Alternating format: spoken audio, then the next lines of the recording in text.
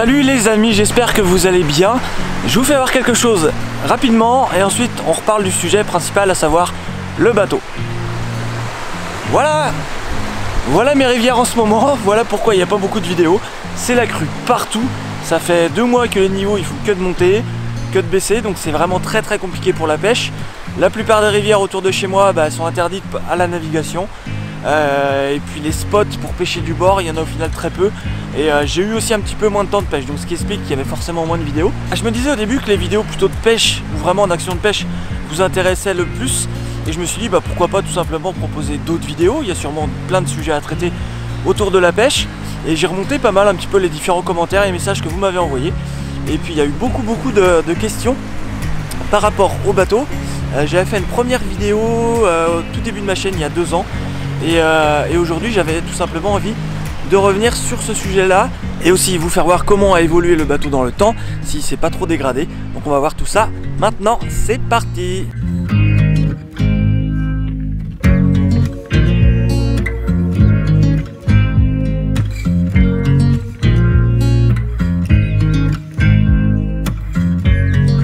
Donc ce bateau c'est un Roca, il date de 1964 ou 74, je sais plus. Il est vraiment pas tout jeune, il date d'il y a quand même maintenant plusieurs années. Mais donc moi ce bateau là je l'ai acheté d'occasion, oui, d'occasion, 450 € avec la remorque. Donc autant vous dire que c'est un prix assez donné. Bon après ça va parce que je suis pas très loin de la mer, je viens du Maine-et-Loire. Donc la mer est quand même juste à côté, il y a forcément beaucoup de choix de bateaux comparé à certains endroits en France. Donc forcément les prix sont assez attractifs et il y a vraiment beaucoup de choix. Alors faut quand même faire attention parce qu'il y a forcément plein de surprises. Un bateau à 450 € avec une remorque, faut pas rêver, il était pas nickel du tout. Mais ce bateau je l'ai surtout acheté parce que la coque était en fibre de verre, ce qui permettait de pouvoir la retravailler. On peut faire des réparations assez facilement. J'y connaissais rien mais je suis plutôt bricoleur. Donc j'ai réussi à m'en sortir niveau coque, à refaire vraiment quelque chose de très propre. Alors sur les bateaux en fibre de verre, faites très attention aux malfaçons. Pour réparer un bateau en fibre de verre, en fait, il y a le gel coat, il peut y avoir éventuellement un peu de mastic de finition dessus, et en dessous il y a la fibre de verre. Alors la fibre de verre c'est ce qui va donner la solidité au bateau, mais c'est absolument pas étanche. Et surtout on peut trouver des réparations comme moi j'ai eu, des réparations uniquement en mastic. Donc c'est à dire que c'est uniquement bouché avec une espèce de pâte et c'est absolument pas solide et ça tiendra pas dans le temps. Donc pour ça heureusement j'ai pu inspecter la coque même de l'intérieur parce que j'ai tout ouvert. J'ai vraiment enlevé tout le plancher, j'ai tout enlevé. Donc faites très attention quand vous achetez un bateau comme ça, à surveiller partout. Ça se voyait pas du tout parce que la peinture dessus était refaite bien, mais les réparations sont vraiment pas top, c'est vraiment pas génial. Donc pour ça faites attention à ces réparations là, faites les choses bien pour vraiment derrière pas être embêté. Mais au moins on peut faire les réparations là-dessus, c'est faisable pour quelqu'un de bricoleur. Donc moi ce bateau je l'ai aussi acheté parce que la remorque était vraiment très saine. C'est un vieux châssis, mais le Galva est de bien meilleure qualité que ce qu'on peut trouver aujourd'hui sur le marché. Il y avait un point de rouille que j'ai poncé en surface pour des raisons d'esthétique. J'avais pas mal de choses à refaire dessus, hein. J'ai vraiment tout refait de A à Z sur la remorque aussi. Pour des raisons d'esthétique, j'ai entièrement réapprêté tout le châssis en Galva avec un après pour Galva et je l'ai ensuite entièrement repeint. J'avais un peu peur au début que la peinture ne tienne pas, mais j'ai pris un très bon après. J'ai bien préparé entièrement mon châssis, j'ai mis de l'anti-rouille sur des endroits qui me semblaient peut-être potentiellement légers, où il y avait de la rouille de surface, mais au moins je me suis dit là je vais complètement stopper la rouille. J'ai ensuite tout poncé, passé au pistolet un après pour le Galva et ensuite j'ai tout peint à la bombe et je suis très content parce que ça fait 3 ans et il n'y a quasiment pas un seul pet de peinture sur la remorque. Donc là-dessus je suis vraiment très content de moi et j'ai vraiment aucune surprise sur la remorque. Donc pour tout le reste de la remorque, j'ai vraiment tout changé. La rouge au quai, elle était neuve. Le support, j'ai fabriqué maison. Le premier avait cassé, j'en ai refait un petit peu plus costaud parce qu'il y a pas mal de poids, mine de rien, sur la remorque. Donc j'ai refait un support. C'est la seule surprise que j'ai eue. La tête d'attelage était neuve, voilà, pas de surprise. J'ai refait entièrement le treuil qui commence un petit peu à rouiller parce que je l'avais uniquement décapé et peint, j'avais pas mis d'après. Donc peut-être que voilà, après, c'est pas bien méchant. La sangle était neuve. Les pneus étaient neufs, les rouleaux étaient neufs, j'ai vraiment absolument tout changé sur la remorque, les roulements, les joints spi, j'ai repeint tous les garde-boue, les marchepieds, j'ai mis des réflecteurs neufs, Je suis vraiment, je l'ai foutu complètement à poil la remorque et j'ai vraiment tout refait de A à Z. Et franchement là-dessus je suis très content. En 3 ans, les seuls soucis que j'ai, alors ça va être au niveau du rouleau central parce que j'en ai qu'un. Et clairement, vu le poids du bateau et que le fond du bateau est un peu une arête, je cisaille mes petits rouleaux à chaque fois. Donc j'aurais au pire, faut vraiment que faudrait que je prenne le temps de remodifier un petit peu, de rajouter des rouleaux, de refaire quelque chose avec plus de rouleaux pour que éventuellement j'ai plus ce problème de cisaillement de rouleau central à cause du poids du bateau. Le seul autre souci que j'ai eu, ça va être au niveau d'un déroulement. D'un des côtés, les roulements ont grippé. Forcément, on va dans l'eau, la remorque n'est pas toute jeune. Les portées où il y a les joints sont fatiguées, donc l'eau elle a tendance à un petit peu rentrer. C'est le seul problème que j'ai eu clairement sur la remorque. Ce que j'ai refait comme achat, j'ai acheté une roue de secours parce que j'en avais pas. Vous tombez en panne sur l'autoroute, une roue qui crève, c'est fini quoi. Donc j'ai racheté une roue, j'ai pas encore fait de support pour le mettre sur le bateau. J'ai pas encore pris le temps de faire ça, mais il va falloir que je le fasse. Mais c'est important, une roue de secours, pensez à toujours en avoir une. On sait jamais, ça peut vous éviter des galères, des panneuses et tout le bordel. Et clairement, quand vous avez un bateau remorqué, c'est peut-être pas aussi évident qu'une voiture. J'ai eu quelques petits soucis de connexion au niveau de la fiche. Je l'ai explosé une fois aussi. Mais bon, voilà, c'est pas des gros problèmes. En tout cas, au niveau de la remorque, je suis vraiment très content. Rien n'a bougé. Au niveau du bateau maintenant, on va passer au niveau du bateau. Le bateau, j'ai vraiment tout refait de A à Z. Je vous ferai voir quelques plans en même temps. Comme ça, vous pourrez voir un petit peu ce qui a été fait. Donc au niveau du bateau, je l'ai entièrement désossé, j'ai coupé tout le plancher. Alors ces bateaux-là qui sont en fibre ont généralement du bois de conçu dans le bateau en fait. Donc c'est-à-dire qu'il y a des espèces qu'on appelle des longerons, des lames en bois qui sont entourées de fibres de verre, qui font toute la longueur du bateau pour rajouter de la rigidité au bateau, qui sont en bois et généralement, franchement, elles sont pourries, je vous le dis tout de suite. Faites très attention à ça quand vous achetez un bateau. Généralement, le tableau arrière, aussi là où on vient fixer le moteur, est en bois, il était complètement pourri aussi. Donc j'ai dû le refaire aussi. Et j'ai dégagé tout le plancher parce que l'eau, normalement, l'eau ne passait pas en dessous la coque. Et là, l'eau s'infiltrait. Moi, par mesure de précaution, mon plancher était plus étanche. De toute façon, je l'ai dégagé. J'ai tout bien nettoyé, brossé et j'ai entièrement gelcoté tout le fond de mon bateau pour le rendre de nouveau étanche jusqu'au bouchon de vidange. Comme ça, au moins, je suis tranquille. Pour ce qui est de la structure du plancher, moi, j'ai fait une structure en bois. Alors elle n'est pas forcément idéale. Le bois c'est pas top. J'ai pris du bois traité à cœur qui pourrait servir pour l'extérieur.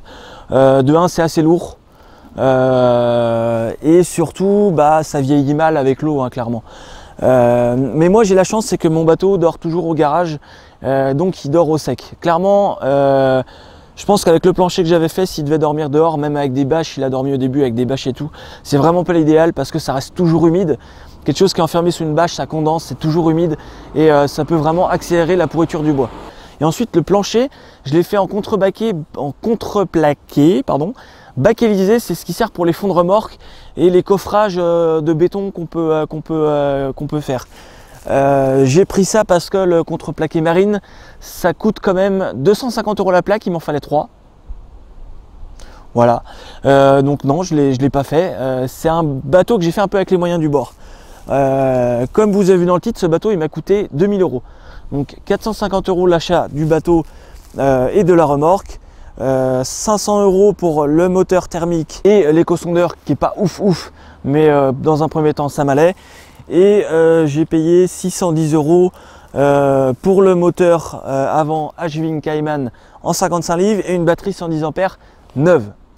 Je vais revenir sur le moteur dans une autre vidéo, sur les motorisations dans d'autres vidéos parce que là ça va être un peu trop long pour vous clairement. Et puis au moins vous pourrez retrouver les vidéos plus facilement si je parle plus précisément des sujets. Donc là pour ce qui était du plancher, donc je vous ai dit j'ai mis du contreplaqué bakélisé. 25 € la plaque, j'ai trouvé en promo dans un magasin de déstockage de tout, de bouines, de trucs d'extérieur. Ça commence après 3 ans à vieillir un peu. Je vous ferai voir les plans en vidéo. Il y a des endroits, les planchers ont tendance à s'affaisser un peu. Il y a des endroits, les couches elles ont commencé à se décoller. Et pourtant mon bateau il dort au sec. Je pense que l'idéal ça aurait été de faire un plancher alu avec peut-être une structure aussi elle en alu déjà beaucoup plus léger et au moins il n'y aurait pas eu de problème de pourriture comme on peut avoir avec le bois. Si j'ai besoin de le refaire dans quelques années, bon bah voilà, je dégage mon plancher, je refais une structure et puis basta, je serai tranquille. Et c'est aussi pour ça que je voulais vous faire cette vidéo, c'est qu'au moins je vous fais tous mes retours d'expérience là-dessus, parce que je sais qu'il y en a beaucoup d'entre vous qui se lancent dans la restauration des bateaux. C'est pas toujours aussi simple que ça paraît, hein. Moi j'y ai passé quand même 6 mois en y étant quasiment tous les jours. Heureusement il y a mon père qui m'a énormément aidé là-dessus. Et là vraiment un gros merci à mes parents, parce que je les ai fait chier pendant 6 mois avec mon putain de bateau. Moi j'avais pas de place pour le refaire chez moi, donc on a vraiment énormément taffé là-dessus, surtout avec mon père. On est un petit peu perfectionniste nous dans ce qu'on fait quand on bricole, donc forcément on prend bien le temps de faire les choses, on veut que ça soit propre, que ça soit nickel, donc forcément on y a vraiment accordé beaucoup de temps, même des fois sur des détails esthétiques. Mais voilà, je voulais vraiment un beau truc, un truc propre bien et qui me dure vraiment des années. Pour ce qui est de la moquette, j'ai pris de la moquette premier prix d'intérieur, j'ai collé ça à la néoprène et fin de chantier. La moquette marine c'était beaucoup trop cher. Moi c'était vraiment bateau low cost, tout ce qui est le plus low cost. Mais voilà, faut aussi avoir des limites. Le bateau est bien, mais c'est pas un bateau super récent, donc j'ai fait un petit peu avec les moyens du bord pour avoir quelque chose de relativement confortable et qui me tienne un minimum dans le temps. Et franchement, je suis assez étonné parce que j'ai pas eu de grosses surprises là-dessus. Sur le bateau, la coque, j'ai eu aucune surprise, hormis le plancher, clairement, j'ai eu vraiment aucun problème. Le seul truc que je pourrais redire là sur ma conception, en moteur thermique, j'ai un Yamaha 4 chevaux. C'est léger, clairement c'est léger, ça dépend ce que vous voulez faire. Si vous êtes dans des rivières qui n'ont pas trop de courant, clairement ça va, mais sur le Léman par exemple, je suis parti avec le bateau sur le lac Léman, mais par contre pour les grands lacs, là ça devient limite. Faut faire attention, j'ai une petite mauvaise expérience qui s'est quand même bien passée. Je vous raconterai peut-être dans une future vidéo, un petit vlog. Je vous raconterai cette histoire là parce qu'elle est intéressante et c'est surtout pour vous voilà, mettre en garde. Les 4 chevaux c'est bien, mais allez pas trop loin parce que quand le vent se lève, clairement quand il faut rentrer, qu'il y a plus de 20 minutes de navigation et que le vent se lève sur les lacs, ceux qui pêchent en lac pourront vous le dire dans les commentaires, ça peut devenir très vite assez dangereux. Il peut y avoir des très grosses vagues sur les lacs. Heureusement la conception du bateau fait que ça va, ça passe bien les vagues, mais faites très attention là-dessus, soyez prudents. Si vous avez un petit moteur comme ça et si vous allez sur les lacs, et ben restez pas très loin de la mise à l'eau, parce qu'en cas de danger ou si le vent se lève, et ça peut tourner très vite en quelques dizaines de minutes, le temps peut complètement changer, le vent peut se lever d'un coup et il faut rentrer tout de suite. Donc faites très attention à ça, en tout cas ça c'est un petit conseil que je peux vous le dire. Mais sinon franchement je suis très content de ce bateau et je reviendrai dans une prochaine vidéo sur ce petit moteur électrique, le Ashwin Cayman 55 livres, donc ce moteur avant. Je vous ferai une vidéo dédiée parce qu'il y a eu beaucoup de questions là-dessus. Moi j'ai eu du mal à trouver des infos là-dessus, donc je vais vous faire un retour après mes quasiment 3 années d'utilisation de ce moteur. En tout cas, si vous voulez vous lancer dans la restauration de bateaux, de 1, il faut avoir de la place, il faut avoir du matériel, il faut avoir un minimum de connaissances dans les bateaux et le bricolage. Moi, heureusement, je travaille en maintenance, mais j'ai quand même des notions de bricolage qui m'ont permis de faire pas mal de choses moi-même sur ce bateau, parce que si vous n'êtes pas du tout bricoleur, vous ne lancez pas là-dedans, ça va être une grosse galère pour vous. J'ai vraiment autant kiffé la restauration que maintenant pouvoir naviguer avec mon bateau. Clairement un bateau c'est extrêmement confortable, là vous le voyez en hiver, pour les sessions hivernales, pour le cendre, mais c'est d'un confort, c'est génial quoi. Là le flotte tube j'aime bien l'été, j'en ai fait un petit peu plus cet été que l'année dernière. Le flotte tube c'est une approche complètement différente, c'est aussi sympa. Voilà, les deux sont assez complémentaires. J'aimais bien prendre le flotte tube quand j'avais des sessions assez courtes de quelques heures, quand je partais pour une bonne après-midi, une matinée ou une journée de pêche. Ouais, le bateau c'est super confortable clairement, et surtout voilà, quand il fait froid aussi on n'est vraiment pas les jambes dans l'eau, donc ça c'est vraiment top. Donc si vous voulez vraiment vous lancer dans cette expérience, voilà, n'hésitez pas. Je sais qu'il y en a beaucoup qui me posent des questions sur la page Facebook ou dans les commentaires. Une page Instagram Fishing Rod YouTube, vous allez voir pour l'instant c'est pas encore très actif. Je vais essayer de gérer un petit peu tous ces réseaux là, essayer de les faire vivre du mieux que je peux clairement, parce que ça demande aussi pas mal de temps. Et voilà, n'hésitez pas non plus à me dire en commentaire si ce style de vidéo là vous a plu. J'hésitais des fois à vous refaire des vidéos comme ça parce que je me dis que les vidéos de pêche pure vous intéressent plus, mais je pense qu'il y a plein de sujets à traiter et il y a plein de choses intéressantes qui peuvent être autres qu'une simple session de pêche où au final vous me voyez juste pêcher. J'aime pas mal ce style de vidéo là, plutôt conseil, un peu tuto. Voilà, j'aime vraiment vous partager toutes ces expériences là. Et voilà, dites-moi en commentaire si ça vous plaît. En tout cas, merci à vous pour tous les retours que vous me faites, que ce soit dans les commentaires, sur la page, les gens que je rencontre au bord de l'eau. Un grand merci à vous. Là aujourd'hui, on a dépassé les 10 000 abonnés depuis quelques mois. On arrive sur les 12 000 déjà. C'est vraiment génial. Franchement, c'est une super expérience YouTube aussi. Il y a plein d'échanges avec vous et ça, c'est vraiment top. Je vous en remercie. Merci d'avoir regardé cette petite vidéo, je vous dis à la prochaine, c'était François pour Fishing Road, salut!